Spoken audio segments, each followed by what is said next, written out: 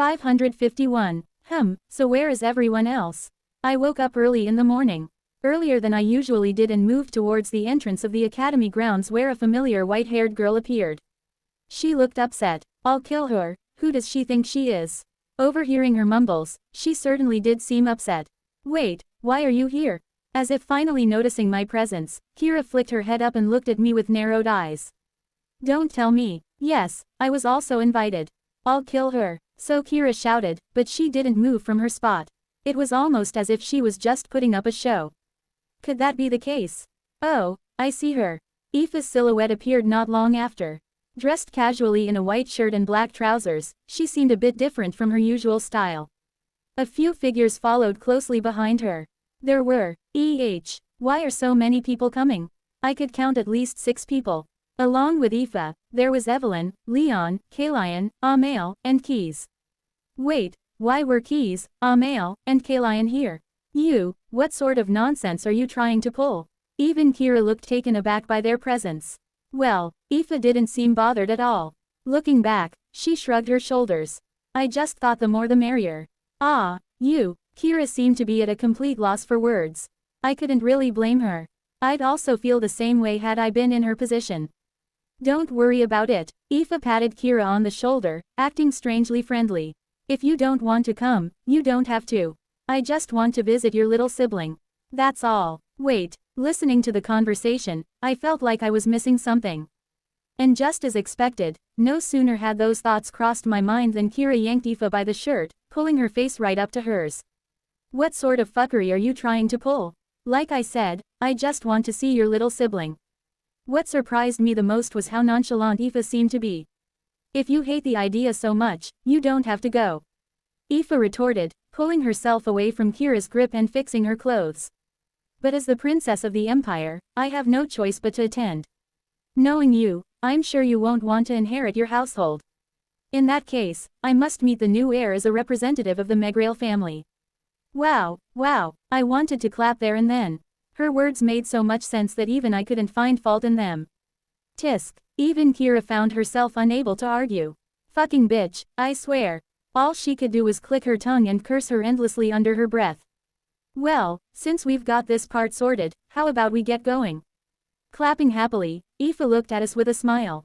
She seemed strangely forward today. It was odd, but I didn't dislike it.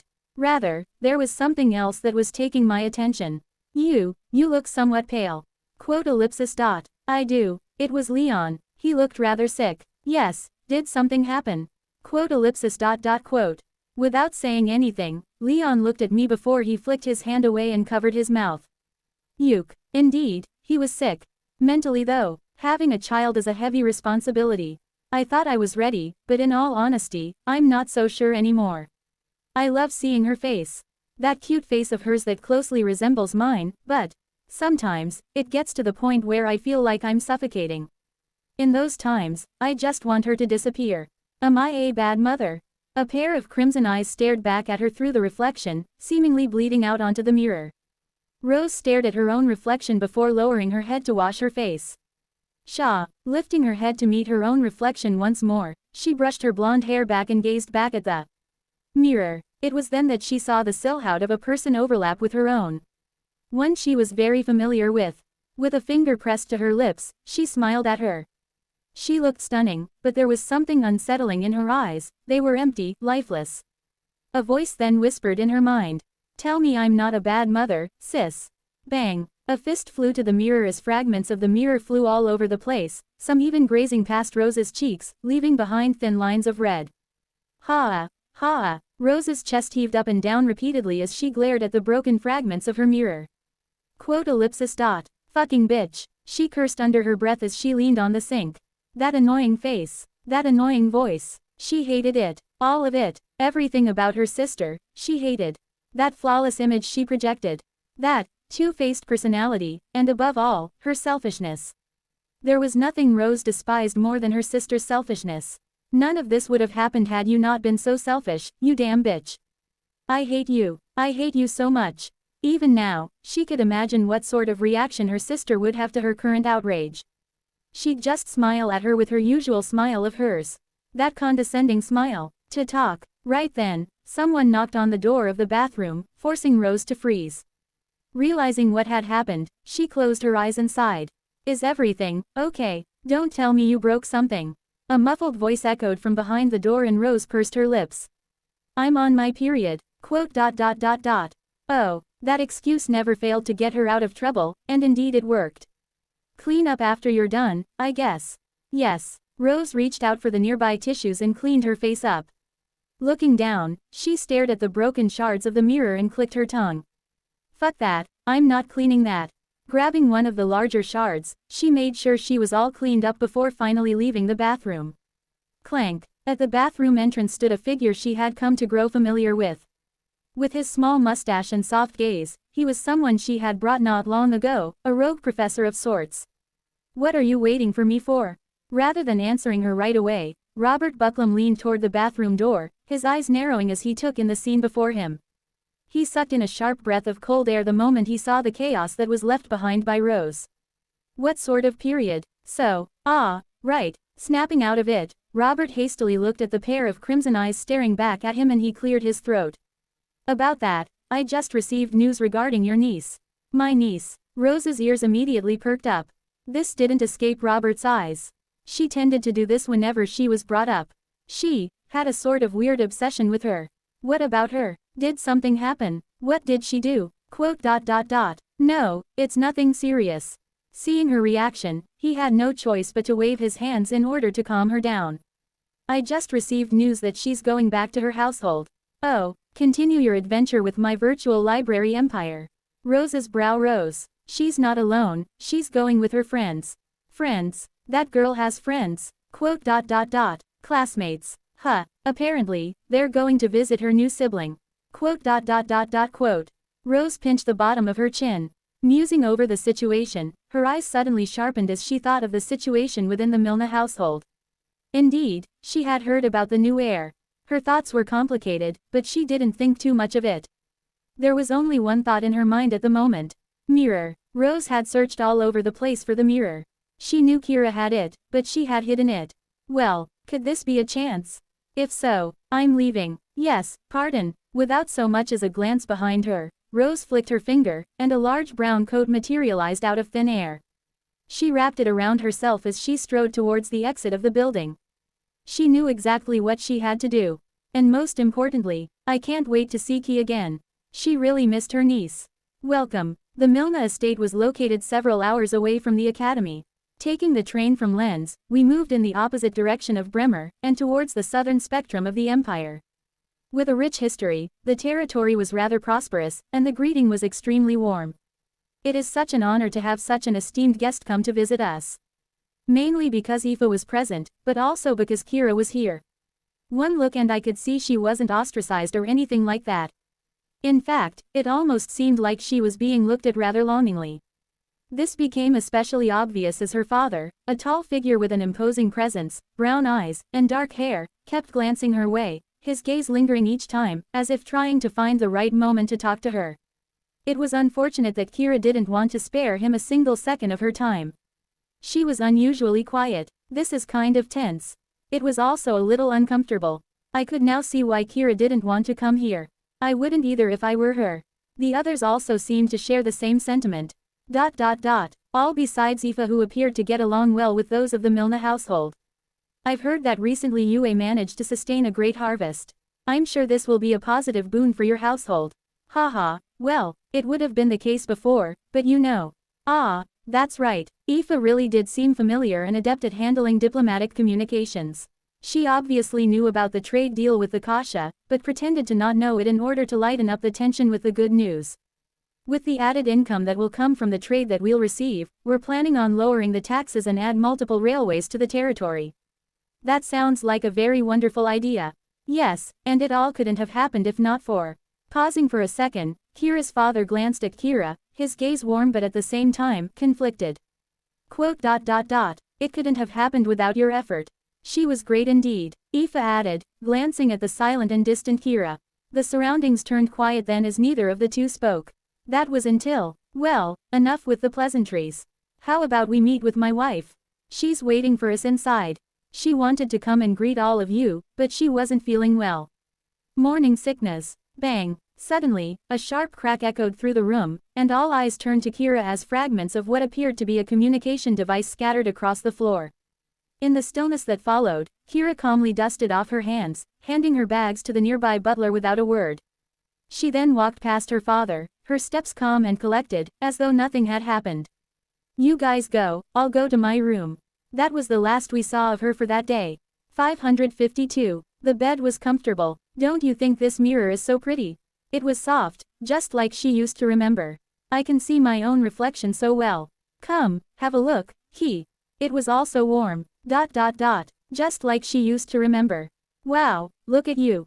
We look like sisters. There were no other beds that were as comfortable as this. And yet, hey, why, what would you do if I suddenly disappeared? Why couldn't she sleep at all? Fuck, Kira blankly stared at the ceiling. An activity she found herself doing more and more these past few days. It wasn't strange for her though. This tended to happen whenever spring was about to arrive. Like clockwork, she found herself in a loop of nightmares that haunted her every second. It wasn't bad, she could at least hear her mother's voice once more, but it was just that, she found herself unable to recall what she looked like. There were photos that could help her recall, but every time she tried to look at them, she found herself unable to go through with it. I really need to get my shit together. Turning her head, she saw that it was already dark outside. She had wasted the better half of the afternoon. Scratching the back of her head, she slid out of the bed, and made her way out of her room, heading downstairs toward the living room and kitchen. As her hand grasped the wooden railing of the stairs, the sound of laughter reached her ears from below. She could recognize some of the laughter. They're still awake. What are they laughing about? Kira checked the time, rubbed her right eye, and made her way downstairs toward the living room, following the source of the noise. Just as she was about to step into the living room, her father's voice stopped her in her tracks. Yes, I actually did cook this one myself. Even though such an esteemed guest was coming, I thought I'd do the cooking. Kira used to love my cooking, you see. It's a pity that. What sort of bullshit? Well, that's on her. Aoife's voice suddenly entered Kira's ears. She appeared to be speaking through bites of food. The cooking is quite delicious, so she's the one missing out. Ha ha ha, that's pleasing to hear. The atmosphere seemed jovial and fun. Standing behind the door that led to the living room, Kira stood still, her feet feeling as if they were bound by invisible chains. She couldn't move, no matter how hard she tried. Oh right, how is she doing in school? That girl never really tells me anything about her life. How are her grades? I want to know that too. Aoife yet again responded, her voice sounding somewhat annoyed. I think she did well, but that girl ripped her score before we could see it. She did that. Yes, Evelyn was with me. You saw it, right? Unfortunately, I guess she hasn't changed that much. Still, the fact that she has friends like you makes me more comfortable. IMGL. Bang. The door suddenly burst open and all heads flicked in its direction as Kira appeared. Kira. You've woken up. Standing up with a smile, Viscount Milna tried to say something, but before he could do so, Kira walked over to the table and sat down on the only empty seat. It was right next to Julian, who only spared her a glance. All of a sudden, the atmosphere turned tense. Taking note of the tension, Kira glanced at all of the food on the table, from the turkey to the freshly baked bread, and all the goodies. Her gaze slowly shifted toward her father, eventually landing on the woman sitting beside him. The woman kept her eyes lowered as if avoiding Kira's gaze. She was undeniably beautiful, with long blonde hair and striking green eyes. Kira could also see the slight bulge of her belly as she sat. As if sensing Kira's gaze, the woman's eyes dropped even further. Kira couldn't help but smirk, reaching for a turkey leg with her bare hands and taking a big bite. She chewed a couple of times before suddenly spitting on the floor, much to the shock of everyone present. Taste like shit. Kira tossed the turkey leg onto the table, cleaning her hands with a nearby tissue. The entire time, her gaze never drifted away from her father. Fire the chef. He's shit. Pressing her hands against the table, she stood up and glanced around the room, taking in the dazed and shocked expressions of the others before finally stopping at her father, who looked at her with pursed lips. She could see no signs of anger in his face. Just sadness. And that pissed her off. Coward. Mumbling under her breath, she left the room, never once looking back. Clank. The silence she left behind was nothing short of suffocating, shattering the previous jovial atmosphere. Read new chapters at my virtual library empire. Following Kira's short appearance, the evening was cut short. Still in shock, everyone headed back to their dorms. The entire time, I kept my gaze focused on the Viscount and his new wife. She appeared to be on the verge of breaking down but remained strong until all of us were dismissed. Her cries soon reached my ears shortly after I left. Quote. And here I thought our family was dysfunctional. Right. Overhearing Leon's words, I found myself nodding. Our family was crazy, but not this crazy. On second thought, maybe not. Julian's mother was quite crazy and so was his father. Even Julian was batshit crazy before I took over. Linus was probably the only normal one in the family. On second thought, maybe we're a little bit more crazy. Quote. Yeah, you're right. What's up with your faces? Appearing from behind, Amel blinked his eyes as he gazed at the two of us. Ah, what a stupid-looking face. We're making a face. Yeah, one that kind of seems like you both ate shit. What? I looked at Leon who looked back at me. He blinked his eyes, lost, and so did I. We were making that kind of face.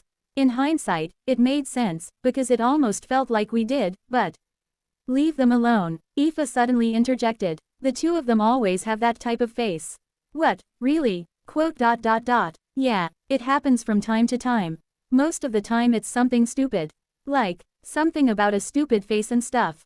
I don't look stupid, Leon suddenly interjected, prompting me to raise my brow. He really is insecure about his face. I then glanced at Amel and shook my head. What pitiable genes. Whatever, I'm heading off to bed. Seeing that it was getting late, I decided to excuse myself and head for my room.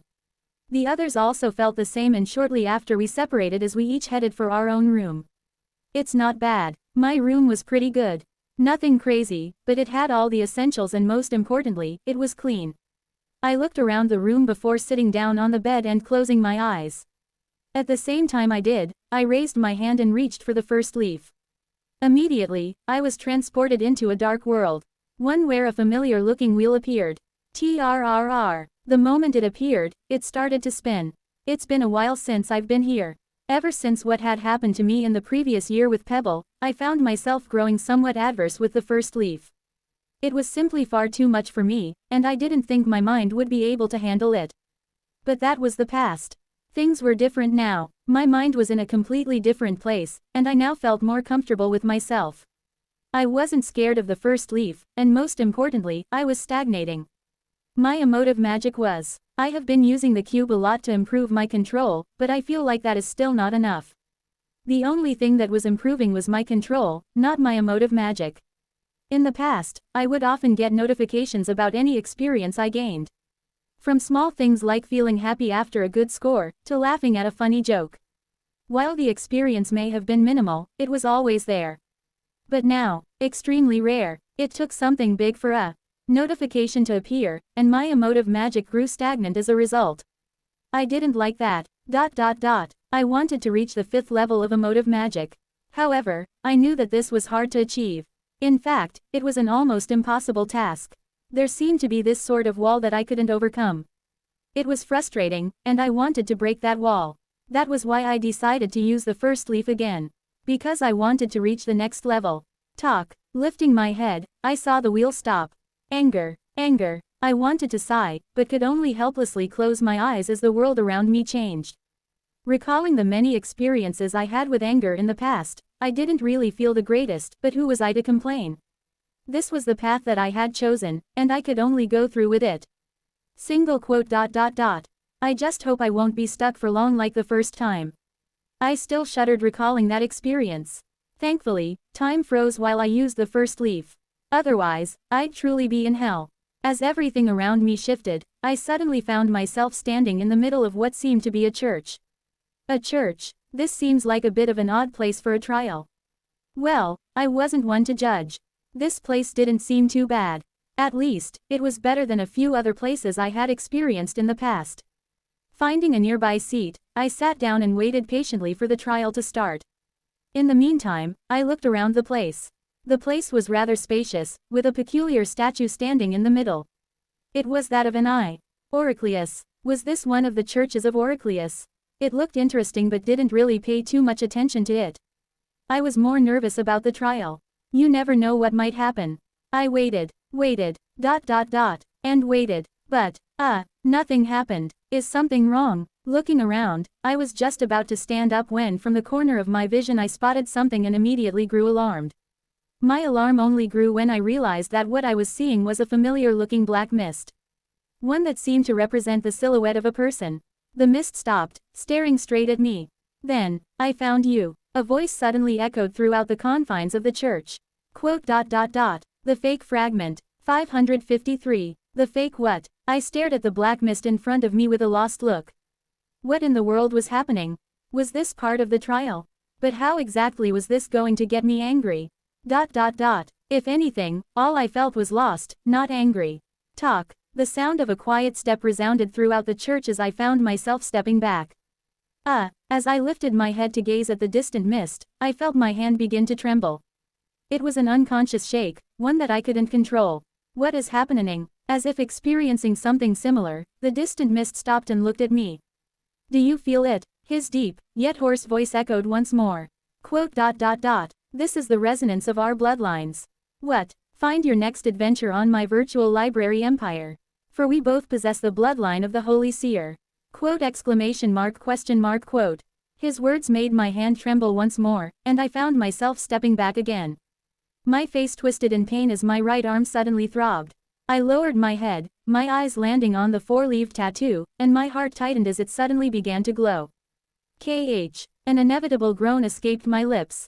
As if noticing my struggle, the black mist suddenly let out a soft chuckle. As I thought, you're a fake. The density of the blood you've taken is clearly different from mine. You're also clearly struggling to contain it. It won't be long before your body will start to fall apart. What? Yet again, I found myself shocked by the words spoken. The power of a god is beyond the grasp of a fake like you.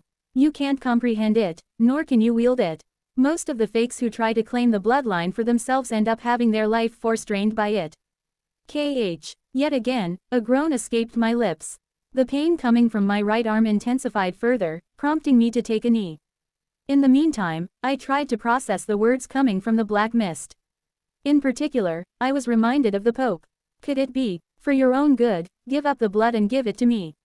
If you give it to me, I'll make sure not to pursue this matter. In fact, I'll make sure you'll live a good life. It's not too late yet. What sort of nonsense was this guy spitting? I was in pain, but not for any of the reasons he mentioned. It was simply that the four-leaf clover was reacting oddly to the mist before me. It was almost as if telling me to devour. Yes, it was telling me to devour the one before me. What do you say? Your body clearly can't handle such power, and it won't be long before I find you. With the backing of the Church of Oricleus behind me, it'll take no time for me to extract the blood from you. How about we resolve this amicably? The more I listened to the words spoken by the mist, the more uncomfortable I felt. It was almost as if every part of my body was itching and telling me to jump toward the mist and rip it apart while taking the blood in his body. Shit. The more I stared at the mist, the more unbearable the itch grew. I could feel it deep within my mind, that the moment I absorbed the remaining blood within the one behind the mist, all the lost pieces clouding my thoughts would finally fall into place. That, I'd fully integrate with the Emmett of the past. So, what do you say? Are you willing to accept my offer? The mist reached out for me, almost as though he was reaching out his hand in my direction. I stared at the mist for a few seconds before smiling. Quote. Why yes. Gladly. Good, I'll follow up soon. Don't try pulling anything funny. The difference between the two of us is not something that you are able to fathom. It had been 30 minutes since the strange meeting with the black mist. Laying down on the bed and staring blankly at the ceiling above, I blinked my eyes slowly. He's going to come find me soon enough. He seemed powerful, and yet, I wasn't scared. I had been in the presence of literal zeniths. A wannabe god wasn't something that scared me, let alone one that was so deluded by the idea of being me. More than anything, I was just trying to process the few bits and pieces of the conversation. The blood of Oricleus is poisonous to those that consume it. The best evidence of this was the Pope. And yet, why is nothing happening to me? What about the one from the Church of Oricleus? Why is nothing happening to them?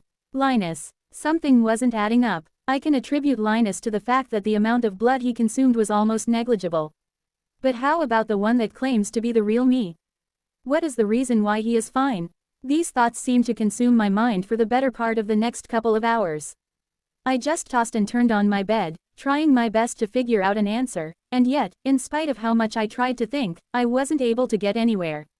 However, if there was one thing I was certain of, it was that the answer would lead to a major breakthrough in this entire situation, and in the past, I had been desperately trying to understand. Whatever, I'll find out soon enough. In the end, I decided to let it all go. I knew the one behind the mist was going to find me soon enough.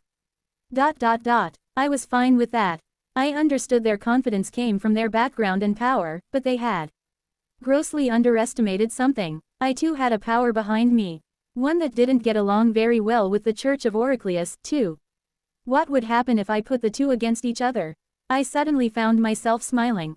It'll be fun. Yeah, indeed. It would be a fun sight to see. At the same time, inside the Temple of Awakened Sight, Cardinal Ambrose made his way toward the figure seated by the main statue. With his eyes closed, he sat with his legs crossed. How did it go? Opening his eyes, exposing his hazy, almost languid eyes, Jackal shook his head.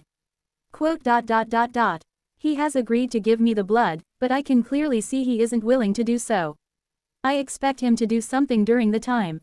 How unfortunate. Cardinal looked genuinely remorseful. Things would have been much easier if he were to be more cooperative. Indeed, but this is also fine.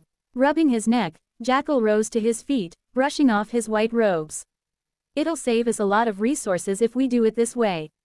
It's just unfortunate that we'll need to find the right time before reaching out to him. Indeed, as far as I'm aware, he seems to be a cadet from Haven. It'll be difficult to reach him there. While we do have the means and power to put up a fight, angering her wouldn't do us any good. You're right. Jackal nodded in understanding, his gaze falling onto the very top of the church where a large mural appeared. It depicted the image of an eye, quietly overseeing everything from above. Jackal fell into a trace while staring at the eye. Jackal, Ah, yes. Snapping out of his thoughts, Jackal looked towards the Cardinal while letting out a long breath. Let me know when you find more information regarding the cadet. There's no rush just yet. I will need some time to properly adjust my body before consuming the remaining blood. Understood. Lowering his head, the Cardinal stepped to the side, allowing Jackal to move past him. This scene had started to become more and more common within the grounds of the Oricleus Church. With the recent passing of the Pope, Jackal had started to become the sole power of the Church in spite of his relatively young position. With Cardinal Ambrose by his side, there was no one that could contend against him. He was the current heir of the Church of Oricleus and the true Oricleus. In due time, he'll awaken. By then, the Church of Oricleus would truly rise amongst the 7 churches. To talk. Wake up. I woke up early in the morning to the sound of someone knocking on the door. I recognized the voice almost instantly and tossed back on the bed. I had slept quite late yesterday. I needed more sleep. This was also supposed to be a vacation day. As if I was going to wake up this early. 2. Talk. Wake up. Fuck off. Okay. Wait, really? I sat up and looked in the direction of the door. Did he actually fuck off? Curious, I got out of bed and reached for the door before opening it. Lo and behold, I thought you said okay. And I thought you wanted to sleep more. I lowered my head and pursed my lips. This works. Get changed. The Viscount has already made breakfast. Right. I rubbed my stomach. I guess I was a little hungry. I just turned around to grab my clothes when I heard the sound of the door beside me opening. Peeking out, I was surprised to see Kira walking out. Thinking about her previous tantrum, I didn't think she'd go out like that. Nonetheless, I was just about to greet her when I found myself stopping. My body almost froze on the spot. Good morning. As if sensing our gaze, Kira turned around and waved her hand at us. Morning. Oh, morning. Did you say breakfast was ready? Yes. Your father just made it. Oh, cool. Kira started rubbing her stomach. I didn't really get to eat much yesterday. I'll go grab something to eat now. You should. Leon talked with her with a smile. In the end, Kira ended up excusing herself before leaving. Seeing her leave, Leon turned to look at me. It looks like she's doing a lot better than yesterday. I think she's finally starting to process the situation better. Ah, yes. I nodded my head, although absent-mindedly. Even though I couldn't grasp how Leon missed it, it was as clear as day to me. That's not Kira, it was someone else entirely. Someone that I had seen a couple of times before. Single quote. That's her aunt. When did? Chapter 554. The one who haunts the Milna household 3. Wow, this food is great. A knife cut through the egg. It's been a while since I've eaten something so good. It's also seasoned nicely. Who made this? The yolk spread across the plate. Was it you? Kira suddenly pointed her knife in the direction of the Viscount, who looked at her with a surprised expression. He appeared to be at a loss for what to say, but at the same time a little touched. Was he that starved for Kira's attention? Whatever the case was, it was clear that he really doted on Kira. The more I looked at him, the more the situation felt weird to me. It felt like there was some sort of veil covering my vision, preventing me from seeing what was truly going on. Did you change the chef like I told you yesterday? In any case, it's delicious. Kira took a bite of the egg and started chewing, her face lighting up as if she were savoring the most delicious egg in the world. Everyone was looking at her strangely. Indeed, as opposed to the sight that greeted them yesterday, Kira looked like an entirely different person. Is she bipolar? Quote ellipsis dot. Probably. Even Aoife and the others looked surprised by her sudden shift. They did notice that something was wrong, but they couldn't quite tell what it was. This was especially obvious for Evelyn, who tended to be quite observant. For a moment, I almost thought she mumbled something along the lines of, "Oh no, did she get possessed?" Not another one. If only she knew. The only ones that seemed to be doing okay were Amael, Keys, and Kalian. The three of them were just eating quietly, with Kalian passing the salt to Keys, who accidentally dipped the entire thing on his plate before eating it with no concern. What the fuck? Is everything alright? Feeling a small nudge, I turned to look at Leon, who sat next to me. He had a strange look on his face as he looked at me. You seem a little weird. Quote ellipsis dot. Do I? Yes, your face looks a little pale. Is something wrong? Yes, actually. Leon's brows furrowed as he mumbled something under his breath. It went along the lines of, as expected, there's something wrong with Kira. Oh, there certainly was something wrong. The one before us wasn't Kira. Unfortunately, I couldn't let that be known just yet. It's really bad. That bad? Yes. Leon looked even more alert. It was then that I sighed. I didn't get enough sleep because someone woke me up when I didn't want to. Quote ellipsis dot. Quote.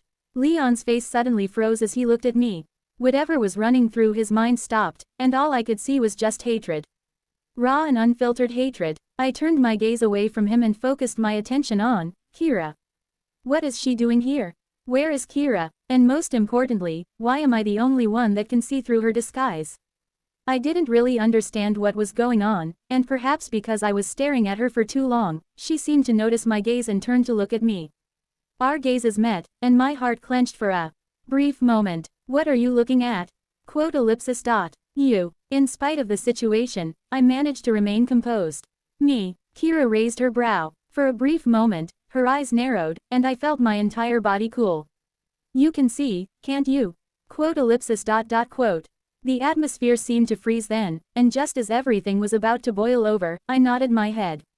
I can. I continued before she had a chance to speak. I can see that you're pulling another one of the tantrums. Whatever you're trying to achieve, you should stop it. It's making the atmosphere uncomfortable. Quote ellipsis dot. Quote. It all suddenly turned quiet from that point, as all eyes fell on me. Kira's gaze lingered on me for the next couple of seconds before leaning back on her chair. Is that so? Yes. She looked around and noticed the others' gazes before eventually nodding her head. Very well, then. She stood up and raised both of her hands. Since it looks like I'm making the atmosphere uncomfortable, I'll excuse myself out of here. No, wait. The Viscount tried to stop her, but it was no use. Kira left shortly after, and the atmosphere turned awkward once again. This time, I was the one subjected to most of the stares. Feeling uncomfortable, I helped myself up and excused myself. I'll also excuse myself. I didn't let anyone say anything before directly leaving and following the obvious imposter. Thankfully, she didn't walk very far as she just made it to the stairs that led to the second floor, and I quickly caught up to her. Wait, taking note of my voice, Kira stopped and looked back towards me. What do you want? Weren't you the one? About our talk, do you still remember? Talk? Yes, regarding the mirror. Quote ellipsis dot. Quote. Kira's face suddenly froze, albeit for a very short moment. She then licked her lips. Oh, right, yes.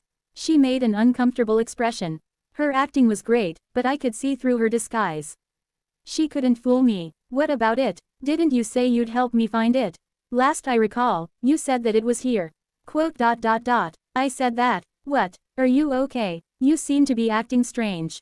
Huh. Kira scratched the back of her head. She looked conflicted. Of course, it was more like she was surprised by the sudden turn of the situation. She probably hadn't expected me to have made a deal with Kira regarding the mirror. I didn't. I hoped that this would be enough bait for her to lead me to where Kira was. While I knew that I was no match for her, I wasn't scared she'd do anything to me. She and I belonged to the same organization. In fact, I was probably in a higher position than her. She can't touch me. Of course, even though I was certain she couldn't, I didn't let that get to my head. In my mind, she was batshit crazy. Even if the likelihood of her doing anything to me was almost zero, there was still that chance. And for that reason, I remained cautious. Honestly, I don't really recall much of our conversation. As you can see, I'm not really in the right mindset of anything at the moment. Ah, so that's how you're going to play it. I suddenly pursed my lips and nodded.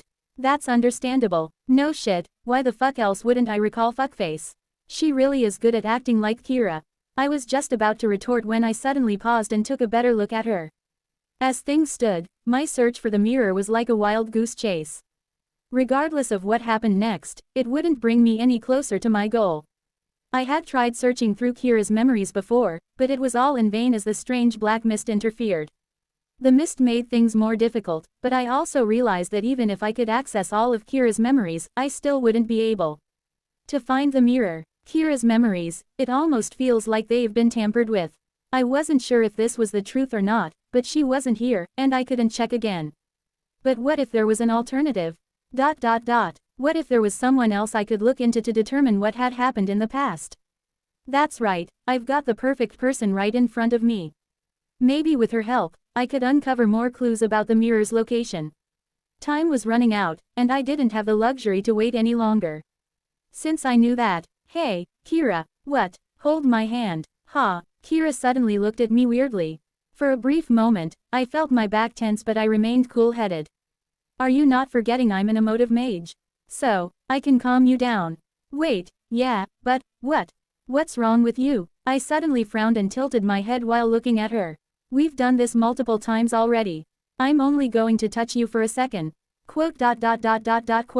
Kira's jaw visibly clenched. Clearly, she wanted to refute my words, but she couldn't since she really didn't know if my words were true or not, and she didn't want to expose herself just yet. Especially not when I had just revealed to her that Kira and I had plans to look for the mirror. She had to do this, and despite the obvious struggle, she finally managed to extend her hand and touch mine. Soon, as our hands touched, I took the chance to press onto the second leaf. My vision grew dark. What would you like to be when you grow up? A voice suddenly shattered the darkness. It was a soft yet warm voice. When I managed to come to my senses, I found myself inside a small room. Sitting in the center of the bed was Kira's aunt, her soft blonde hair framing her face, and her deep crimson eyes reflecting the gentle light streaming in from the window. She was different than how I was used to seeing her. She looks like she's in her teens.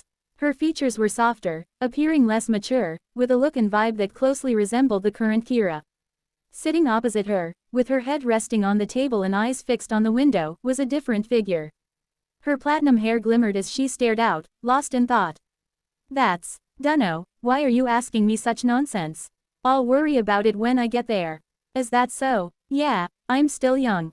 What does it matter to me? Quote. Are you having fun? Fun? Rose blinked while looking towards her sister, or more specifically, Kira's mother. More than fun, it's like living. Yes, that's it. It's like living. Like living. Suddenly raising her head, Kira's mom looked in the direction of Rose, her eyes looking a little lost. No, looking carefully, she almost seemed jealous. Or so I thought. The thought only crossed my mind for a brief moment before she suddenly burst out laughing. PFTTT. What? This obviously didn't sit well with Rose, who started glaring at her, but it was no use. It only made her laugh louder. Ha ha ha. At that moment, staring at her, I felt something tug at my heart. It wasn't love or anything like that. God no. But it was something that I felt resonated with me. I just couldn't quite explain what it was. I just thought. Her laugh felt oddly familiar. How come? It was also then that my stomach started to drop. For some reason, I was starting to have a really bad feeling about this. A really bad one. Chapter 555. The one who haunts the Milne household 4. Not bad, you were able to rank first in the exams. I expected nothing less of you.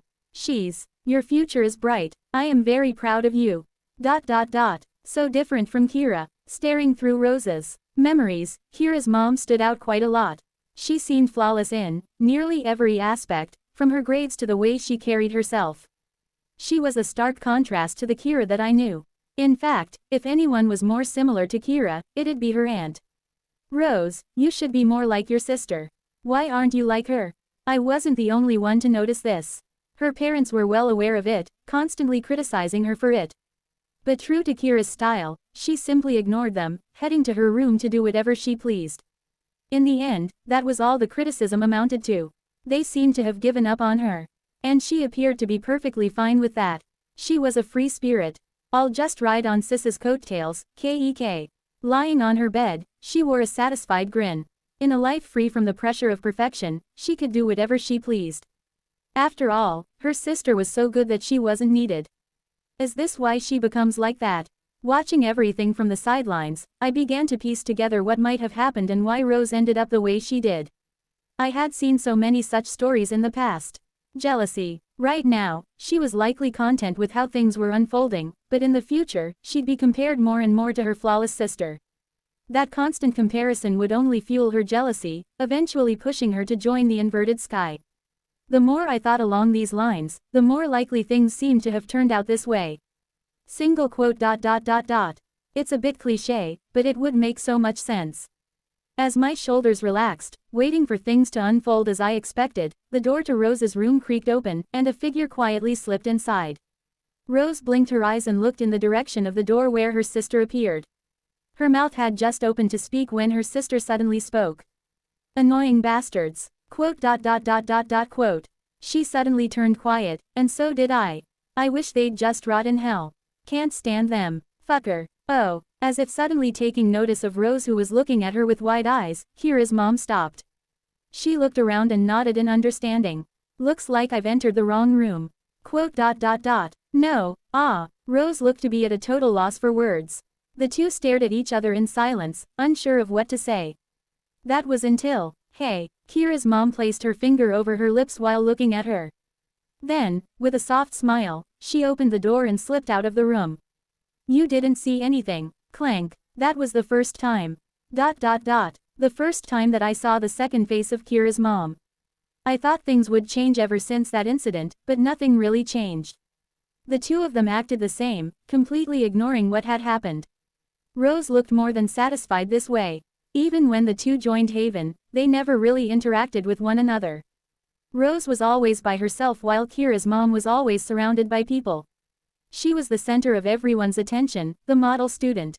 In a way, she's what Aoife is trying so hard to be. Besides looks, the two sisters were so different. Even when they passed each other in the hallways, the two never acknowledged one another. It was as if the sisters existed in their own little worlds, completely separate from each other.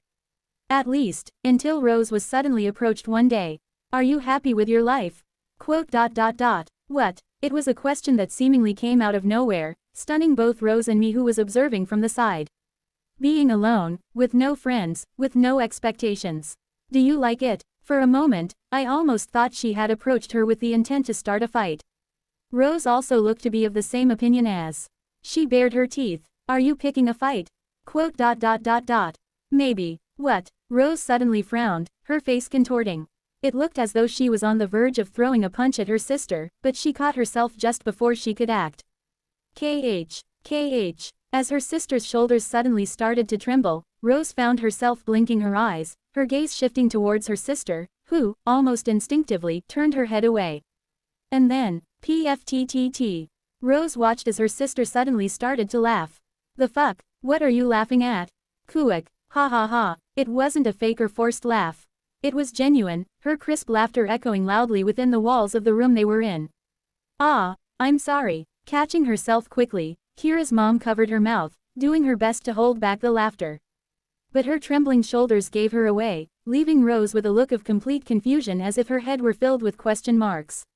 Who am I? Where am I? What is going on? And what happened to my sister? So was how her expression looked like. Quote. I didn't know my little sister was so funny. How is it that I've only just recently found this out? Reaching her hand forward, she patted Rose's head. Maybe I neglected you a little too much. You won't blame this sister of yours, right? Quote. Rose didn't reply. She looked too stunned to reply. But more than anything, her face looked red.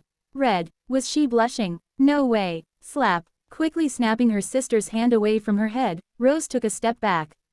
We've known each other for 15 years, and are you telling me that you're only interested in me now?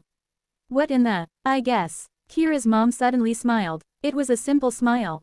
And yet, it felt like a smile weighed down by exhaustion. But that smile merely lasted a few seconds before it suddenly brightened up. She once again reached out for Rose's hair, furling it with more strength. Hey, quote. It's never too late, right? No, the fuck, why would I want to be with you? Don't you have friends of your own? I do. Then, but they are no fun. Tilting her head to get a better look at Rose, her smile blossomed again. I feel like you're more fun, and you're also my sister. We should get along. Shit. Rose once again tried to slap her hand away, but as if anticipating her movement, she suddenly raised her hand and avoided Rose's slap. Ha ha ha. This made her burst into another round of giggles as she gazed at the stern-faced Rose. Fun, so fun. That day was when it all started. From that day forward, Rose's days of quietness ended. No longer could she go on her breaks by herself. Do you think I look pretty? She could no longer find comfort in the silence that she used to cherish so much. What do you think about spring? I hate it. Why? Because it sucks. It gets noise. Like now. Haha, you're so funny. But I'm not joking. In fact, shut up. I like it when it's quiet. You know, for me, what I really like about spring is the sense of freedom it gives. What nonsense. It's as if the world stirs from its long, frozen slumber, shedding the weight that the winter put on you. You're leaving behind the past, and moving on. There is this sense of freedom, like the soul has finally broken free, allowing you to become the new you. Don't know, I really like spring because of that. She suddenly looked at Rose. What do you think? Did I change your mind? Quote.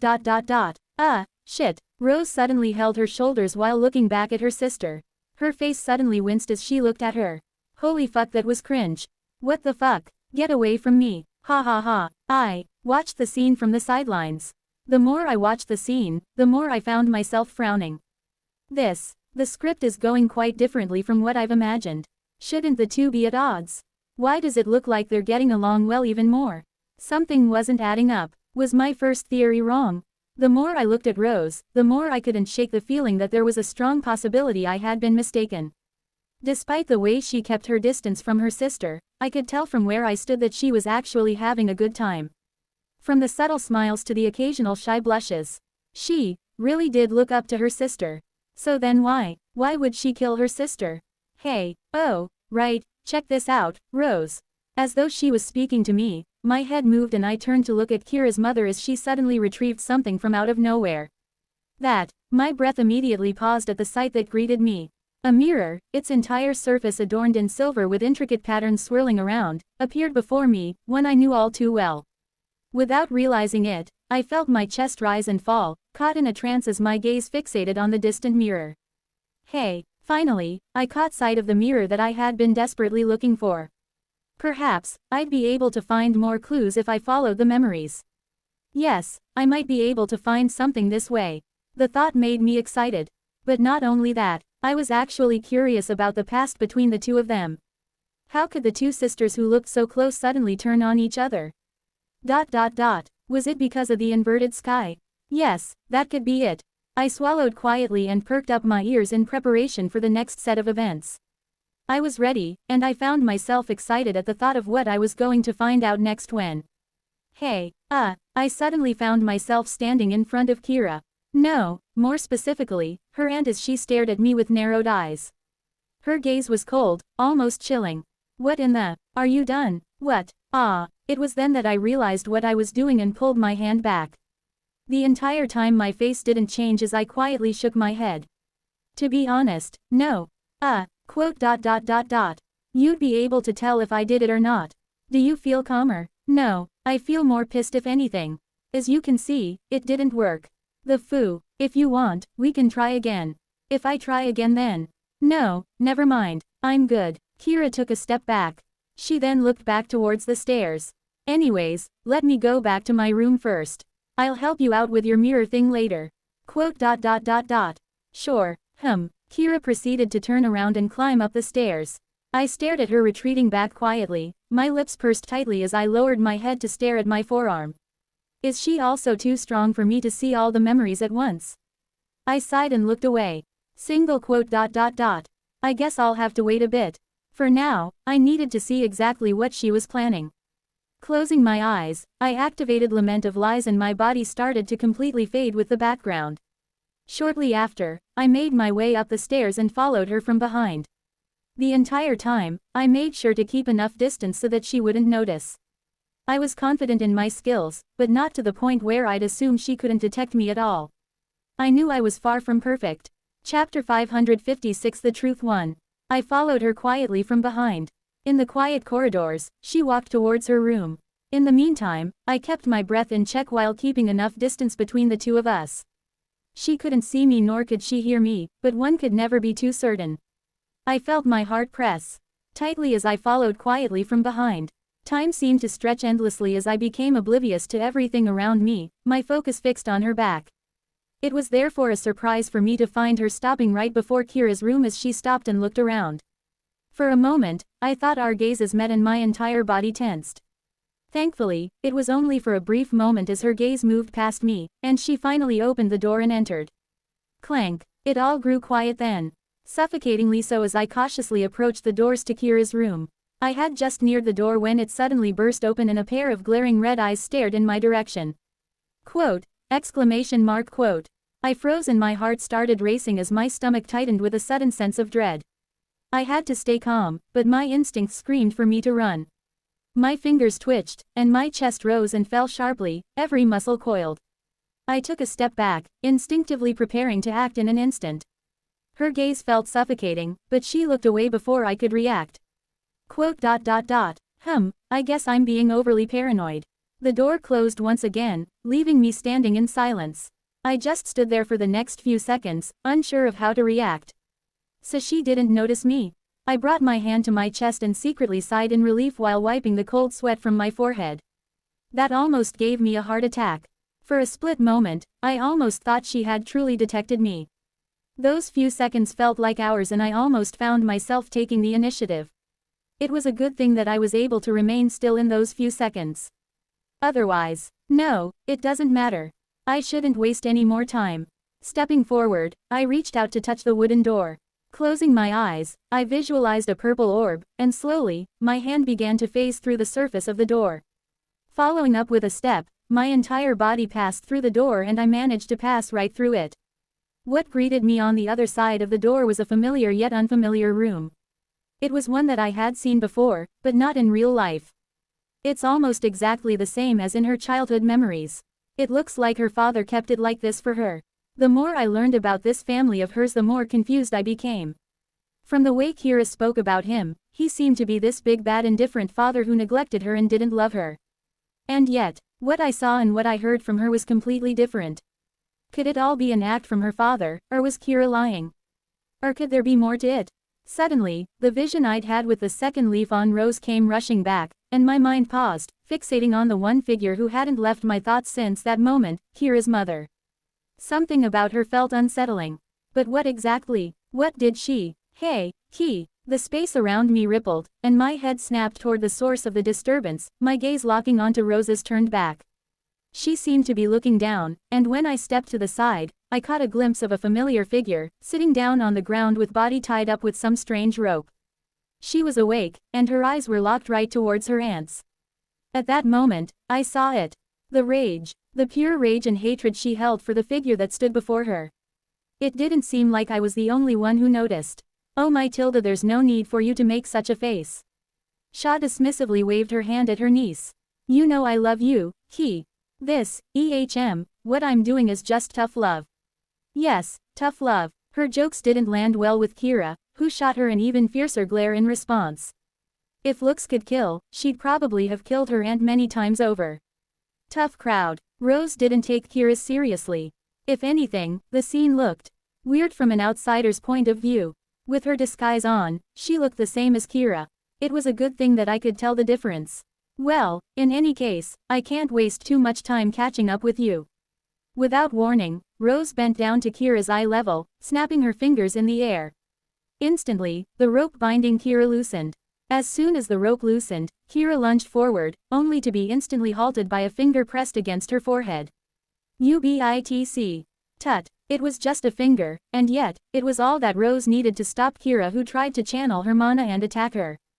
Don't bother, your mana is sealed. It'll be like this for a good while. Why don't we have a nice talk between the two of us? I'll fucking kill you. That's not very nice. A little birdie told me that you're going to help them find a certain mirror. Is that true? Cutting Kira off, Rose went straight to the point. Kira's face froze all of a sudden. She looked utterly bewildered. I couldn't blame her. She never made such a promise. You know, that makes me very sad. Rose lowered her head in disappointment. I've spent years trying to get you to open up and tell me where the mirror is, and yet, it only took one boy a year to get you to help him. Aish, I guess it's true what they say. Girls always have a soft spot for boys. Wah, what? Kira's confusion only grew from there. She was just about to refute her, when I pursed my lips and partly cancelled lament of lies, granting a view of my face. Her face almost changed at the sight of me, but she quickly recovered the moment she saw me place my finger on my lips. It was as if she suddenly understood what was going on. But there was an issue with the situation. Although Kira managed to keep her face composed, barely showing any signs of change, she wasn't flawless. Her slight imperfection didn't go unnoticed, and her aunt swiftly flicked her head back to glare in my direction. I somewhat expected such a reaction and was quick to activate the skill again. But was I fast enough? Swoosh! The tip of the long rope shot toward me at a speed I could barely track, the air crackling as the string tightened and raced in my direction. I can't dodge. It was an odd sensation, one I struggled to put into words as I held my breath, watching the rope snap back taut. The thought crossed my mind in that split second when the string moved, and I knew it was too late for me to dodge. As my entire body tensed at the unexpected situation, a purple orb appeared in my mind. Gotcha! The air cracked all of a sudden as I felt something move through my body. It was an odd sensation, one I struggled to put into words as I held my breath, watching the rope snap back taut. Perhaps not expecting the rope to hit nothing, Rose's face changed for a brief moment as she rubbed the back of her head and mumbled, "Am I being strangely paranoid?" Cold sweat dripped down my back as I stared in her direction, holding my breath, every muscle in my body locked with tension. That was too close. For a moment, I almost thought I was done for. It's a good thing she didn't use mana. Otherwise, it would have been way too fast for me to dodge or visualize the purple orb. I could only count myself lucky. Sorry about that. To my relief, Rose shifted her attention back to Kira, whose face had grown pale. She also appeared relieved by the fact that I hadn't been caught. To her, I was probably her only lifeline out of this. If I was screwed, so was she. Back on topic, Rose suddenly reached forward and grabbed Kira by the chin as she struggled to avoid her grip. I'm honestly hurt that after all these years, you refused to tell me where the mirror is, yet you immediately agree to tell some random guy you've barely met. How do you think I should react if I were in your shoes? Kira let out a strangled sound as she struggled under her aunt's grip. Eventually, understanding that she couldn't free herself, she proceeded to glare at her aunt as she managed to force out a few words. I'd grow a dick. Rose's face froze at the unexpected answer, and for a moment, my face twitched as I almost found myself facepalming. Even in front of her aunt. Puahahaha. Unexpectedly, Rose burst out laughing. Kakakaka. Her laugh was loud, almost screeching, before it morphed into something weirder, an unsettling, almost degenerate sound that oddly resembled Kira's laugh. No, it was exactly the same. What in the— Oh, right, the two of them are pretty much the same. I gave up from then. Grow a dick. Kakaka. That's good. For a moment, Rose forgot all about the situation and slapped her thigh in amusement. Cack. The more she laughed, the more I wanted to leave. Kira also seemed to feel the same way, but at the same time, her face turned pale. It almost felt like she finally realized the true nature of her laugh and how others truly perceived it. For a moment, I almost thought her soul left her body. Maybe it did. Ha! You've become funnier over the years, Ki. Rose's face suddenly changed as she brought Kira's face closer to hers. Studying her face, her tone suddenly grew serious. How is that despite looking like her, you ended up taking more from me? Should I be happy or sad for, sis? No, I should probably be happy. That selfish good-for-nothing bitch doesn't deserve shit. She deserves whatever comes to her. Too bad I wasn't the one to kill. As if coming to her senses, Rose stopped herself. But it was too late. What? Kira also appeared to have heard as she looked at her aunt in shock. I did too as Rose suddenly froze. What did you say? Kira's hoarse voice echoed through the room. Just as she opened her mouth to speak again, a finger flicked to her forehead, knocking her unconscious. Thump. Ah, shit. Letting go of her, Rose rubbed her head as she paced around the room. Judging from her reaction, she clearly didn't expect to slip like that. Unfortunately, it was too late and Kira had heard it. And so did I. How fucking annoying. Rubbing her head again, Rose clicked her tongue. Me and my loud mouth. Shit. She ruffled her hair for the third time until she eventually stopped and turned to look in my direction. You. Her eyes widened, and I calmly stood where I was. Exposed. When did you? How? What really happened between you and your sister? I calmly spoke, ignoring her shock and confusion. Currently, I was calm. Strangely so. That. Her lips quivered, still unable to fully comprehend what was happening. I didn't relent. No, I knew I couldn't because. Are you really sure you don't know where the mirror is? The pieces of the puzzles were finally starting to fall. I was now one step closer to the truth. Chapter 557, The Truth Too. She was like poison, a subtle but lethal poison that gradually consumed a person from within. That's how Rose would describe her sister. The closer she became to her, the more wrong she found in her. How could a person be so caring, and yet so uncaring? Single quote. No, it's more like, how can someone not be like her when put in the same situation as her? Their parents. They weren't the best of parents. They were the typical parents who only cared about achievements and image. The better one of them performed, the greater their face. Because of how outstanding her sister was, they didn't particularly pay much attention to her. Rose was never jealous of their lack of attention. After all, she saw how they were with her sister. You've managed to rank first, but that's not enough. The gap between you and the second place has shrunk. You won't be served tonight's dinner. I heard that you've gone out to hang out with friends. No wonder your grades have started to slip. I will be taking you out of the academy's dormitory. From now on, I'll personally have you return to the estate every weekend. She was like a doll. A doll that their parents could freely control to make themselves look better. But it wasn't like they didn't love her. They were just greedy. But what made things even worse wasn't their greed. No, it was her smile. In spite of the harsh treatment she received, she always maintained that smile of hers. Was it a shield, hiding her true emotions, or was she simply the kind of person who always smiled, no matter the circumstances? Rose didn't know back then. After all, even she struggled to see through her sister's smile. Even so, she didn't care. She enjoyed spending time and bonding with her sister. Especially with how often she laughed at her jokes. Nobody laughed at her jokes. All was good, life was simple, and Rose wished for it to continue until they both turned old. But life loved to throw curveballs at people. It was spring, darn spring. Sis, I'm going to get married soon. What? Quote. He's the apparent heir of the Milna family. I've met him already. He's a good man with great looks. Wait, what? That? Since when? How can? I think I'm going to marry him. She was still smiling when she broke the news. But something about that smile of hers felt different. Her crimson eyes of hers. They felt even more exhausted than usual. He appeared from out of nowhere. What really happened between you and your sister? Rose wasn't able to sense him at all. In one moment, she found her tongue slipping, and in the next moment, his face appeared from out of nowhere. His gaze was cold, almost distant. In a way, his gaze reminded her of her sister's. Her lips quivered, still unable to fully comprehend what was happening.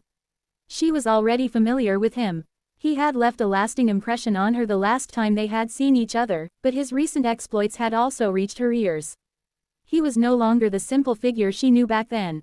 Right now, are you really sure you don't know where the mirror is? He stood above her, and the thought made her face bleach.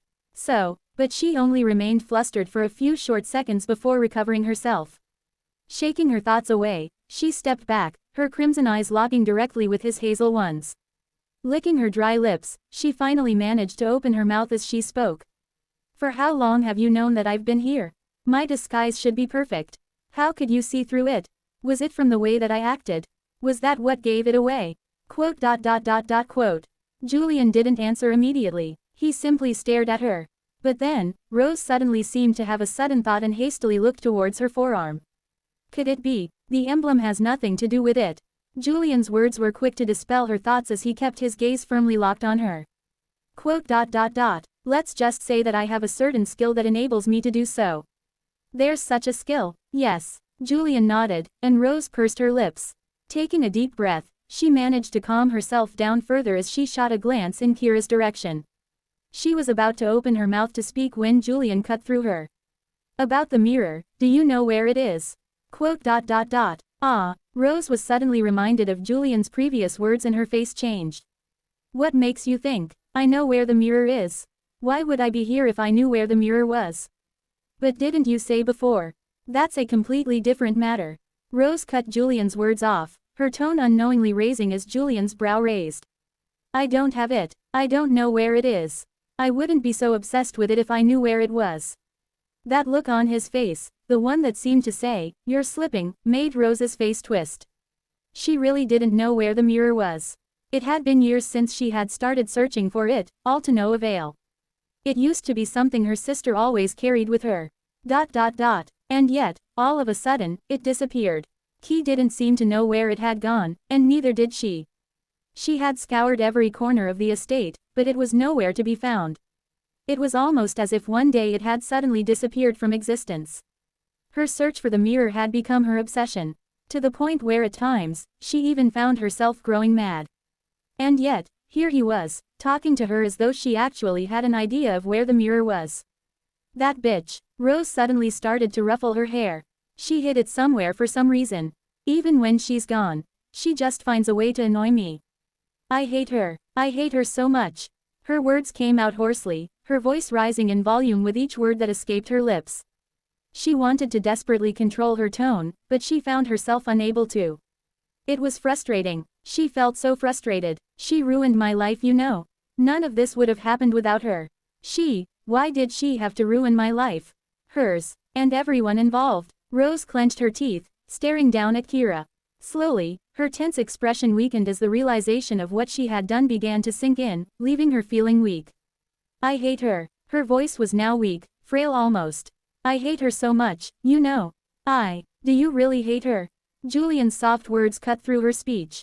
As her words faltered, she looked up to find him staring back at her. Wah! He pressed his hand against his cheek. If you hated her so much, why are you crying? I'm not. Why would you think that?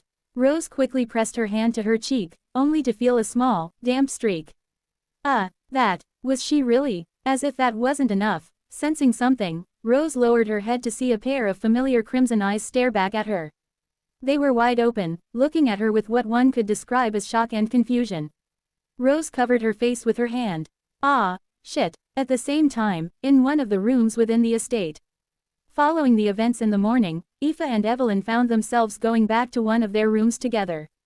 Neither one was sure whose room it was.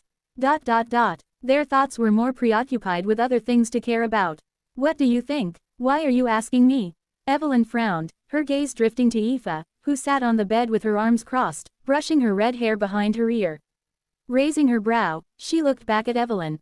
Aren't you the expert in these things? I am. Weren't you the one who helped Julian? Yeah, but, then, how would I know? Evelyn threw her hands in the air. She wasn't a cleric. Although she was somewhat adept in a few of their methods, she was far from what one would call an expert. She was at most a third-rate cleric if that even made sense. Still, it wasn't as though she was completely clueless. Kira definitely did act strangely, but I don't think she's possessed. Do you think it could be because of her stress? She doesn't really like to talk about her family, so I'm not sure what made her act so strangely, but General vibe today was quite different from the usual one. It felt more forced. Yeah, forced. Aoife snapped her finger then.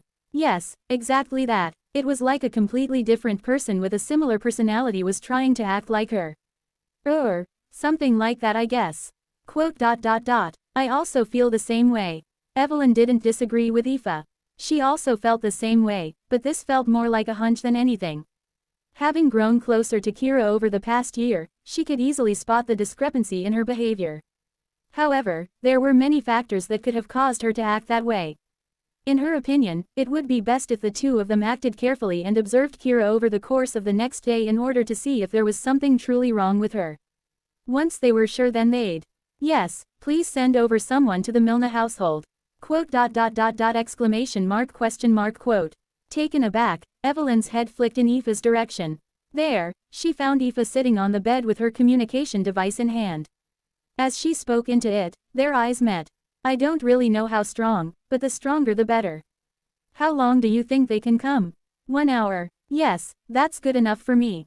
There should be enough time. Thank you. Turning off the communication device, Aoife tossed it to the side and patted her hands in satisfaction. There, that should do it. Quote. Quote. A strange silence followed after her words. One that lasted a few seconds before Evelyn suddenly opened her mouth. Did you just, oh, this? As if noticing Evelyn's confusion, Aoife pointed at her communication device. I just called back home and asked them to send several guards to the estate. No, I get it, but... Evelyn. Looking at Evelyn, Aoife suddenly sighed as she stood up and patted her on the shoulder.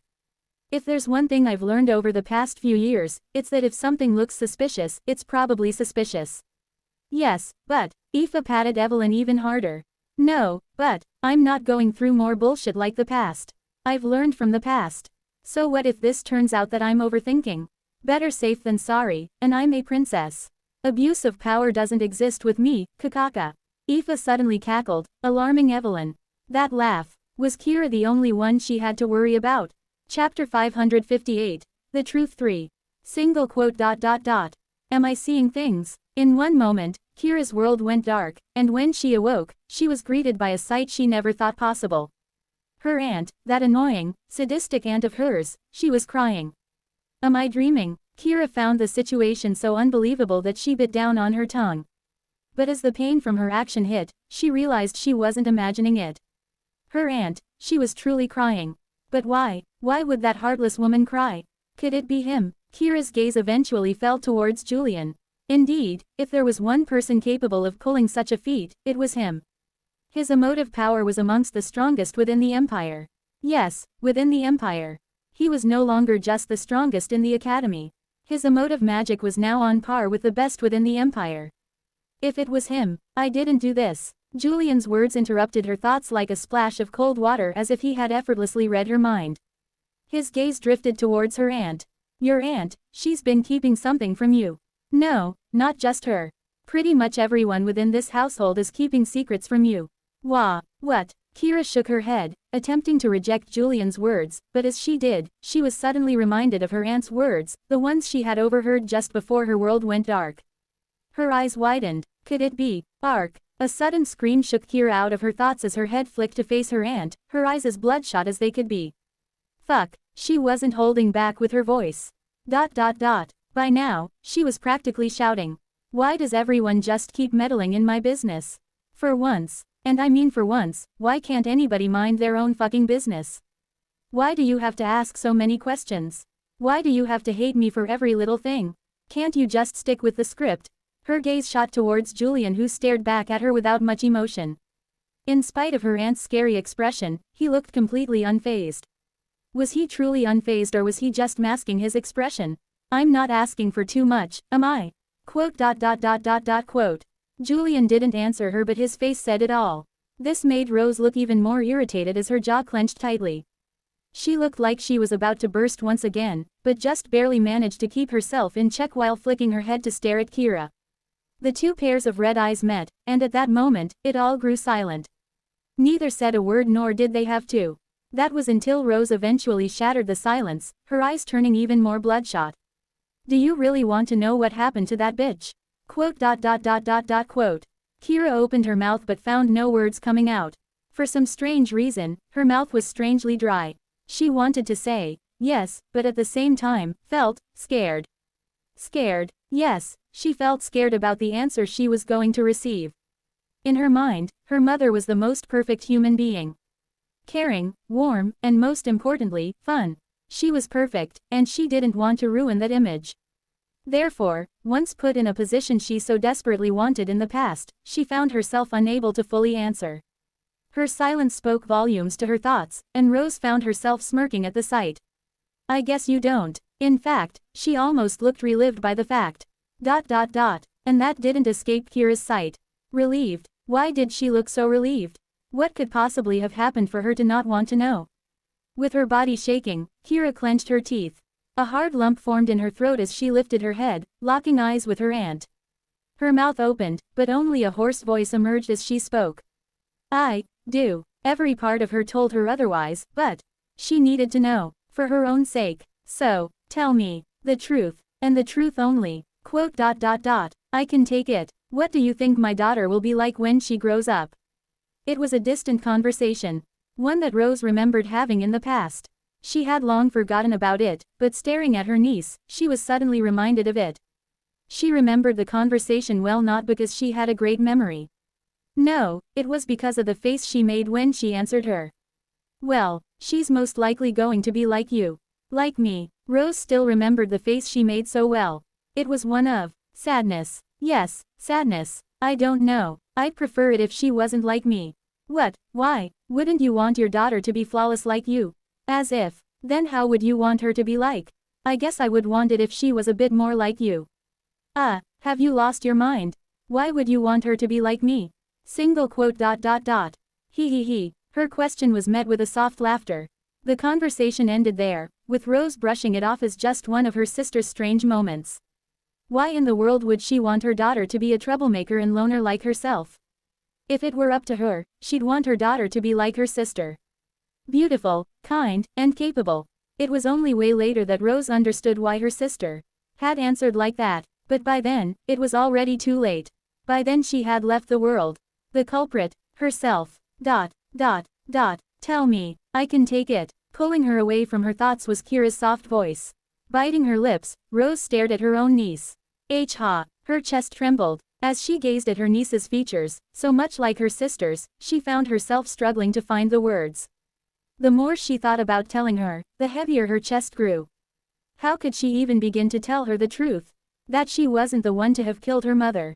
That there was no murderer. Rose ruffled her hair, her frustration starting to grow evident. She had dreamt of this moment many times in the past. It was one of the many nightmares that constantly haunted her over the past few years. She knew such a day was meant to come, and even prepared herself for so long, but, staring at her own niece, she found the words she had prepared beforehand slip away from her mind. I can't do it. Rose shook her head and prepared to move away when she suddenly felt a hand press against her back. You. An emotionless voice echoed in her ear shortly after. For her sake, you have to do it. He spoke as though he knew the truth. How could he know the truth? There's no way he could. He was simply a parasite trying to get his hands on the mirror. He didn't care at all about Kira or their past. He just wanted to find out where the mirror was so that he could climb even higher in the organization. You. Seeing her still hesitate, Julian sighed to himself and looked at Kira. Over the past few minutes, memories of Rose's past flashed in his mind, and he had started to understand the truth behind the past. He started to realize why he had felt such a familiar feeling with Kira's mother, and he also started to understand Rose's hesitation. It was the culmination of all those things that pushed him to this current point. But even that wasn't enough. Rose remained hesitant, still needing that extra push, something to finally make her speak. But how exactly could Julian get her to speak? It was then that Julian found himself looking towards his forearm. As he gazed at the four-leaf clover tattoo, neatly hidden beneath his illusion, a thought sparked in his mind, causing his eyes to close. He pressed the third leaf shortly after that and his world changed. The moment I pressed onto the third leaf, the world around me started to change. The color around me started to fade a little, and the general atmosphere became more tense. Bang! I was startled to hear the sound of something crashing and I quickly activated Lamentive Lies to hide my presence and self. Immediately, my attention fell to my surroundings. Kira's room. Yes, this was indeed Kira's room. But it was also different. Swoosh. A shadow suddenly moved past me, narrowly missing my spot as I just barely managed to dodge it. Find it. Look for every nook and cranny of this room. A familiar voice echoed through the air, and when I turned my head, I saw Rose standing in the corner of the room, her cold gaze scanning the surroundings. I know it's in here. Make sure you find the mirror and report to me the moment you find it. If any one of you dares to have different thoughts, I'll kill you on the spot. She looked younger than she did now, though the age difference was barely noticeable, and her gaze felt even more piercing than it did today. Staring at her and then my surroundings, I realized what was happening. This must be the day when she used the inverted sky to look for the mirror. I was somewhat familiar with this day, not only because it was where Kira's memories stopped, but also because of a different memory of mine. One that I had relieved before. Hurry up, make sure you look everywhere. Quote. Has anyone looked through the closet over there? Right as Rose mentioned the closet, my gaze fell on it and I suddenly felt my breathing stop. I quietly found myself moving towards it. My heart raced as I inched closer, and when I pressed my hand against the wooden surface, I felt it. The two souls that were hiding within the wardrobe. Kira's, and mine. So, is nobody going to check out the wardrobe? As Rose's voice echoed once more, I turned my head to look in her direction, and I put more force into the wardrobe. Talk. Her steps drew nearer and my heart started to race.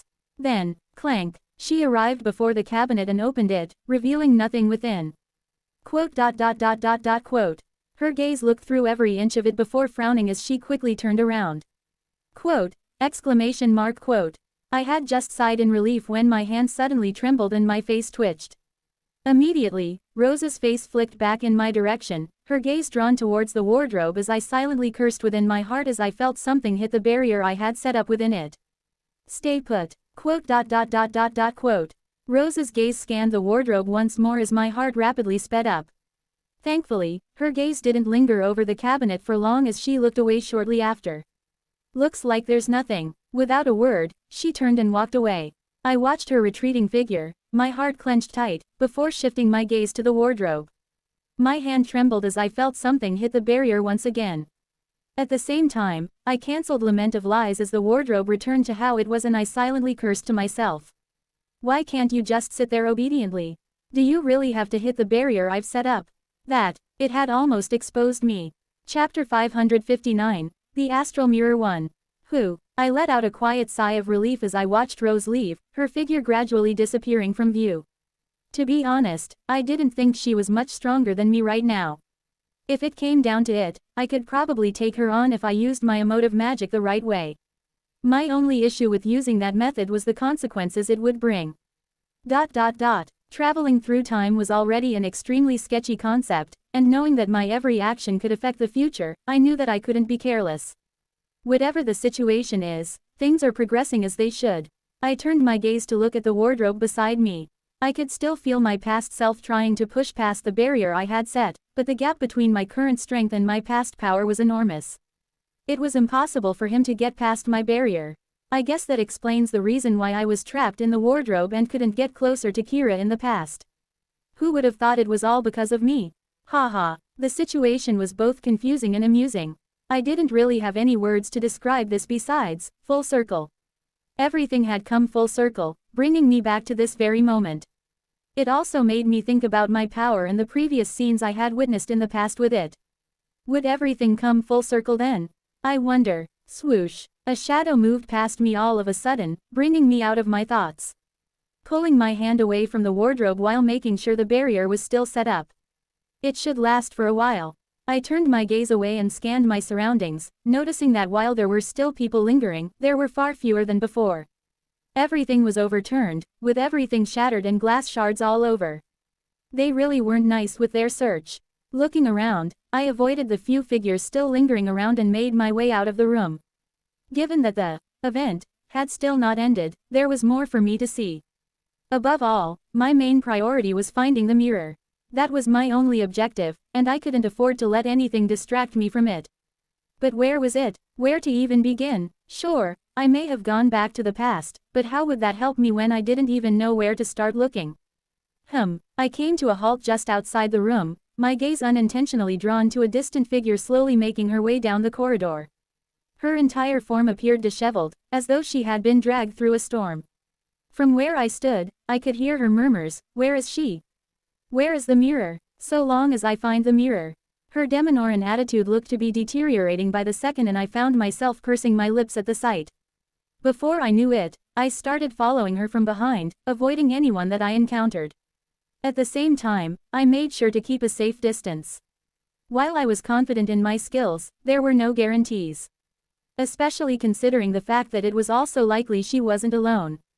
Within the premises of this household, there might just be someone strong enough to spot me. Holding my breath, I moved with even more caution. "So, have you found anything?" Stopping me dead in my tracks was a familiar voice. Raising my head, a figure appeared before Rose, his figure standing upright as his blonde hair fluttered silently. Ah, Rose's demeanor immediately shifted at the sight of him as her face adjusted and she lowered her head in respect. "I am looking for it." My entire body went cold at the sight of him and I involuntarily found myself taking a step back. How can he be here? No, upon closer inspection, it didn't seem like he was truly there. It felt more like a projection of him, but even then, it was enough to send a chill down my spine. Are you sure she's in possession of the mirror? You must understand that it is an extremely important artifact for us." Atlas's smooth voice echoed softly through the corridor, his warm yellow eyes fixed on Rose, who nervously swallowed under the pressure of his gaze. "Ah, yes, please don't worry. I'm very sure. I'll take your word for it." Atlas smiled, his smile seemingly warm and friendly. And yet, staring at that smile, I felt my heart drop. I took a step back. And then another step back. I need to back away. My heart was pressed tightly against my chest. I could hear the unsteady beats of my own heart, drumming loudly against my mind. Bah! Thump! Sweat trickled down the side of my face. It felt cold, and my skin crawled. My hair started to rise, and my mouth grew dry. I'll leave you to your search, but I think you have more pressing matters to tend to before looking for the mirror. Atlas's eyes suddenly turned in my direction, his warm gaze locked firmly on my spot. Staring back into his eyes, my entire body grew cold. Shit, I can't quite figure out your appearance since I'm not here, but you've been peeking for quite some time. Is there anything that I can help you with? His words were soft, and yet, they drummed loudly within my mind. I almost found myself stumbling, my left eye twitching as I hurriedly attempted to keep myself composed. But it took a few seconds for me to do so. By then, Rose had already snapped out of her daze and locked her gaze in my direction. Here, her scream pierced through the surroundings as she dashed in my direction, her figure blurring as she moved. I didn't let myself be caught up in the moment. The moment she moved, so did I. I kicked the ground, and a green orb appeared in my mind. My hair swept forward as I sprinted back, twisting my body in the process. "Come here." Rose's hand appeared a few inches behind me, trying to grab me, but I was just barely fast enough to avoid it. Swoosh. Currently, I wasn't worried about Rose. The one I was worried about was Atlas. Although his true body wasn't present, there was no guarantee he wouldn't show up with his true body. If that happened then, I need to hurry up and find the mirror. But where exactly could I look for it? He's in front of me. Block whoever that is. Several figures suddenly appeared before me. I stared at them and was just about to act when I stopped myself. No, I need to be careful. While the current Atlas doesn't know me, the future one does. He knew most of my tricks and skills. If I used them here, then there was a real chance he'd also know about them in the future. Time was a complicated subject, but I understood that in this case, I couldn't do things that would give away my identity even if Atlas didn't know who I was. In that case, I hastily looked around me before imagining a purple orb and shoving myself onto the side of the wall. From where I stood, I heard the muffled sound of surprise combine from those beyond the walls. Moving into the next room, I kicked the floor and fell onto the lower floor. Shortly after that, I solidified Lament of Lies and did my absolute best to cancel my presence. I took a deep breath shortly after that, closed my eyes, and checked to see if there were any other presences around me. Once I was absolutely sure that there was no one, I sighed in relief and opened my eyes again. I guess this works. The properties of my domain were still relatively new to me. There were plenty of times I could have used my abilities to get myself out of tough situations, but I didn't. Ever since the incident in the forest, I have spent a lot of time reflecting on my skills and past experiences. I realized I could have handled many situations much better if I had just used my abilities differently. This was one such scenario. Especially since I wasn't unfamiliar with being chased. Now, where exactly am I? I looked around me and squinted my eyes. The surroundings were dark, and I couldn't see very well. However, it seemed like I was in some sort of basement. Click. Finding the light switch, I turned on the lights. As the lights flickered on, I was confronted by a strange sight. Several large portraits, each draped in a white veil.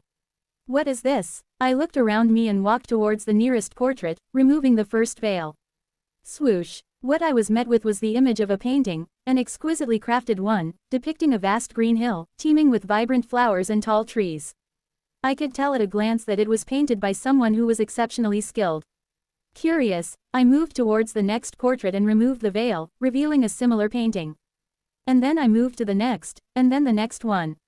Swoosh, swoosh. In total, I removed 7 veils, revealing 7 intricately crafted paintings, each showing a similar scenery. A vibrant and colorful green world. I stood there, mesmerized by the work for a few good seconds. Even though I knew I was in no position to admire the works, I just couldn't bring myself to look at them. They were just so beautiful. I could tell that whoever had drawn them had put a lot of effort into them. Is this done by the Viscount?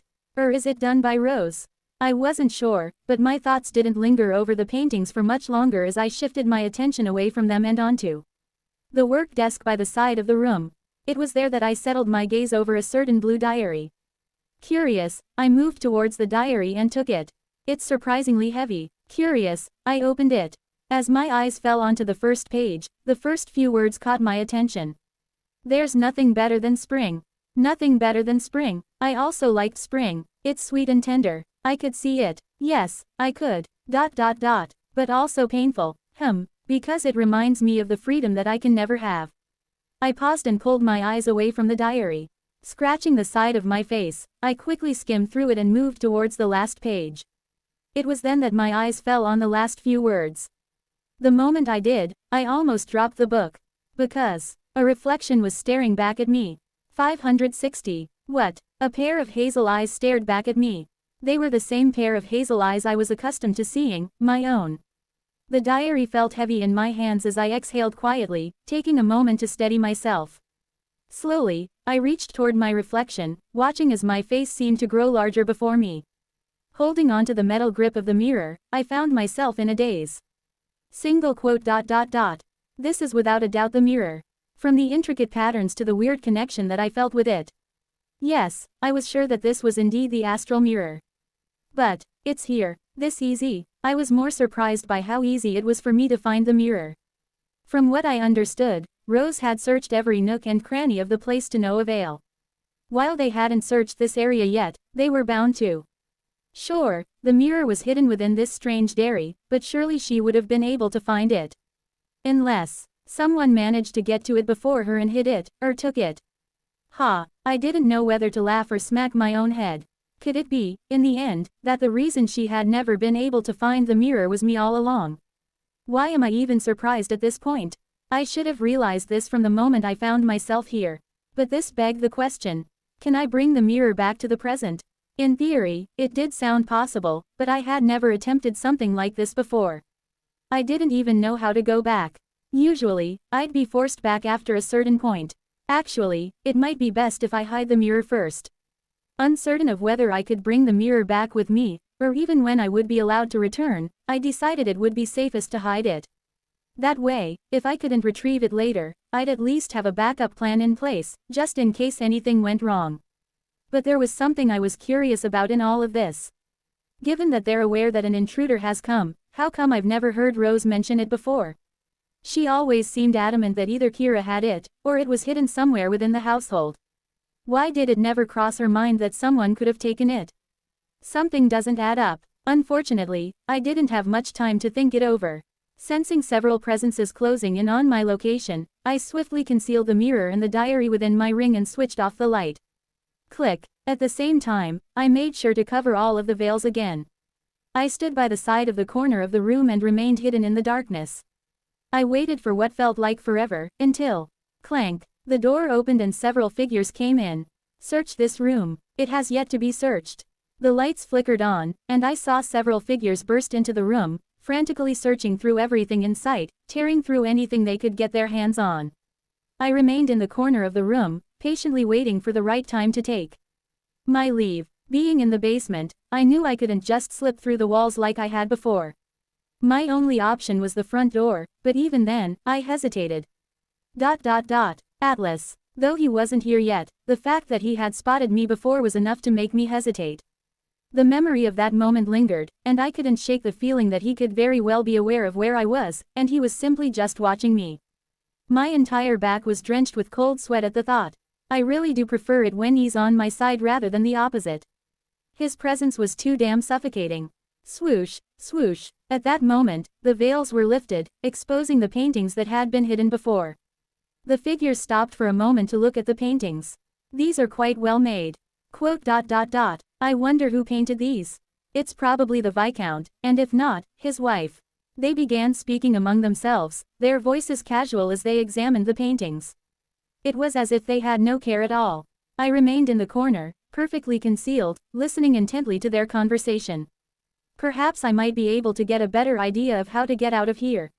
You think the Viscount's vice made these? Why not? Isn't she? Shish, don't say it. One of the figures hastily pressed their finger to their mouth. Why? Don't bring the Viscount's wife up. The last time someone did, the commander went berserk. Yes, I heard about that, but wasn't she the one who killed her? That's what they say, but, from what I've heard, she didn't have a hand at it at all. In fact, it seems like she. Pausing, the figure looked around before slicing its neck with its thumb. The meaning behind the figure's words was clear, and I frowned at the sight. While I was already aware, it's still. The thing that I find the most odd about this situation is how we immediately started the search before the news even broke. How is that surprising? I don't know. The figure shrugged. I'm probably thinking too much over the situation since it's clear that the goal is to find the relic, but a part of me feels like there's more to it. There's more to it. My ears perked up at the figure's words. I thought about the timing and all that I had previously seen. An idea formed in my mind, and my brows furrowed even more tightly. But if that's the case, why would she? Are you sure you're not reading too much into this?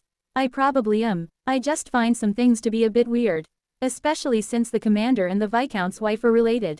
That's true, but, suddenly stopping, they all turned their heads in the direction of the door where a figure appeared, her crimson eyes scanning the room with a certain coldness that made everyone halt in their tracks. Fortunately for everyone, she seemed oblivious to the conversation unfolding around her. Completely absorbed, she stared at the paintings in the center, her attention fixed on them as if lost in their colors. The surroundings turned quiet then. For the briefest of moments, I saw Rose's face fluctuate at the sight of the paintings, and the words that I heard before rang in my mind once more. I'm probably thinking too much over the situation since it's clear that the goal is to find the relic, but a part of me feels like there's more to it. I closed my eyes. The previous idea that had formed in my mind became even more clear and I found myself silently pursing my lips. It's all starting to make sense. This right here, the crazy, unhinged Rose, it was all an act. No, perhaps she was really crazy, but it became clear to me after putting all the pieces together. There were still pieces of the puzzle that didn't quite fit, like the involvement of the inverted sky in all of this. But one thing was certain, Rose had deliberately taken the blame for her sister's death. She had done so in order to protect Kira. But things weren't just as simple as her doing all of this in order to not scar the child with her mother's apparent suicide. No, there was certainly more to it, and it was clear that it had something to do with the mirror. Was this another way for her to protect her? I wasn't sure, but at the very least, things were starting to become clear to me. I took a quiet breath and looked around me. The surroundings were still silent as Rose looked to be entranced by the paintings. I took the chance to start moving, my goal the door. This was the perfect chance for me to leave this place. Sidestepping the figures lingering around the room, I crept closer and closer to the door. As I moved past Rose, I held my breath, doing my best to keep my presence as subtle as possible, praying they wouldn't notice me. I had just neared the door when, leaving so soon, my heart sank. Slowly turning my head, a pair of yellow eyes stared in my direction. What followed after were the eyes of everyone present as I saw all of them looking in my direction. Quote. I kept my mouth shut, but my entire body was shaking as my mind raced in all sorts of ways as I tried to figure out a way out of this situation. To make matters worse, the space around me seemed to lock me down in place, preventing me from moving any further as Atlas's warm smile lingered in my vision. I could still tell that this wasn't his real body, and yet I can't move at all. The only saving grace in this situation was the fact that I was still able to keep Lament of Lies active, preventing anyone from seeing my face. However, I didn't know for how long I'd be able to keep that up. My entire back was drenched in my own sweat as my muscles tensed. I scrambled to find a way out of the situation, and just when my mind settled on a certain plan, a large hand gripped my neck. Quote. My eyes widened in horror as I found myself unable to breathe at all. When I looked down, a pair of crimson eyes stared at me directly. I then started to feel a burning sensation on my neck, and before I even had the time to figure out my next move, I heard a loud snapping sound. Crack. It was the sound of something snapping. Wah! I hastily pulled my hand back and grabbed onto my neck. Ha! The pain still burned in my mind, and as my chest heaved with rapid breaths, I suddenly realized that my surroundings had shifted. I was back in the same familiar room I had been in moments ago, but now, two pairs of crimson eyes were locked onto me. Kira looked stunned, and so did Rose, who looked at me in surprise. I quickly held my breath and composed myself, but just as I did, Kira raised her hand and pointed at me. Or more specifically, my neck. What happened? I slowly turned my head and saw my own reflection in the distant mirror, resting quietly by the side of the room. As I focused on the image staring back at me, my breath caught. The bright red handprint was unmistakable, wrapped around my entire neck. I slowly turned my head back to stare in Rose's direction as her eyes seemed fixed on my neck. My heart sank upon seeing her eyes widen with shock. Slowly raising her head, our eyes met. Why?